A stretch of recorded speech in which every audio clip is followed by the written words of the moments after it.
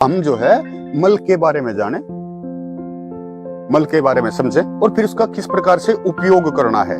धरती पे कोई भी जो प्रकृति प्रदत्त चीज है वो बेकार नहीं है, उसके क्या गुण हैं, उससे हमें क्या लाभ हो सकता है, उस तरफ हमें पढ़ के समझ के और फिर हमें आगे बढ़ना होता है। हमारे जो बुजुर्ग थे मल के बारे में भी जानते थे। आज सभी हम कहते हैं एक ही शब्द, पोटी।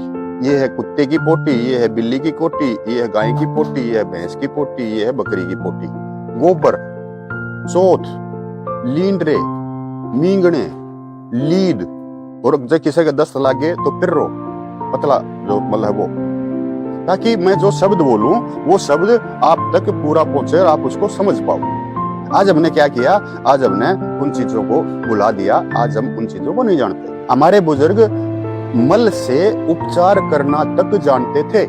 जैसे सर्दी का समय है, लाइट है नहीं, 4 बजे बल्दों को चारा देना है, दीपक का रोशनी है, या गायों या भैंसों को चारा देना है। तूड़ी आड़ा जो है, जो कमरा है, उसके अंदर बिल्ली आगे सोगी, उसको भी गर्माहट चाहिए, बिल्ली आगे सोगी। बिल्ली की एक खास आदत है, अपने मल को करते ही ढक देती है। उसने मल जो है तूड़ी के अंदर ढक दिया, मैंने उठाया यूं का यूं टोकरा लिया और वो यूं का यूं जाके खोर के अंदर डाल दिया। वो अगर मेरी गाय ने सूंघ लिया, मेरी भैंस ने सूंघ, खाई तो नहीं की वो, क्योंकि उसको पता है क्या खाना है, सूंघ के ही खाते हैं ये। उसको अगर सूंघ लिया तो वो ऐसे महसूस करेगी, गंदी स्मेल आ गई तो उसके दिमाग में चढ़ जाएगी, वो खाना खाना चारा चरना बंद कर देगी। हमारे घर में भी ऐसे ही हुआ।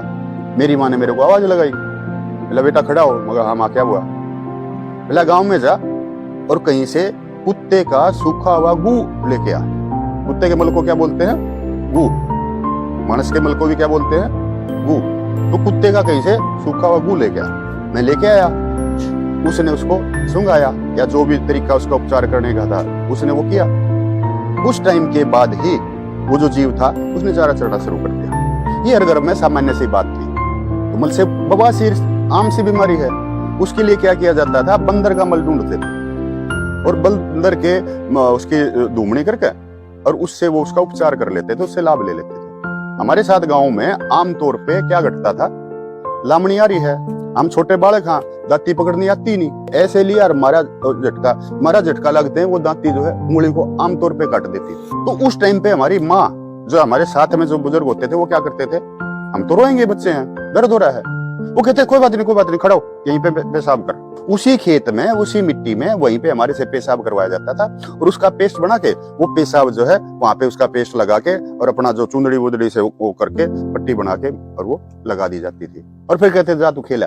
जो कहावतें बने ना, यो तो किसी की कटी उंगली पे भी नहीं मुतेगा, इसका मतलब यही है कि कटी उंगली पे मूतने से हम ठीक होते हैं। इसी प्रकार जो मोर है, कबूतर है, उनकी बीट का पेस्ट बना के फोड़े फुंसियों पे लगाया जाता था। तो उपचार हुआ या नहीं हुआ? इसी प्रकार से दाई माई, जो गांव की सबसे समझदार औरत होती थी, वो प्रसव करवाती थी, वो अपना जापा कटवाया करती। तो वो भी जानती थी जड़ी बूटियां, कहीं पे किसी को लिवर पेन शुरू होगी, लिवर पेन और बच्चा नहीं हो रहा तो क्या किया जाए। तो सामान्य सी बात क्या थी कि अगर ऐसे है, लिवर पेन शुरू होगी और बच्चा नहीं हो रहा, औरत बड़ी परेशान है, तो वो दाई माई क्या बोलती थी कि जाओ किते जंगल में जाओ, जो कोई गाय है बाहर चल रही है, उसका ताजा गोबर लेके आओ।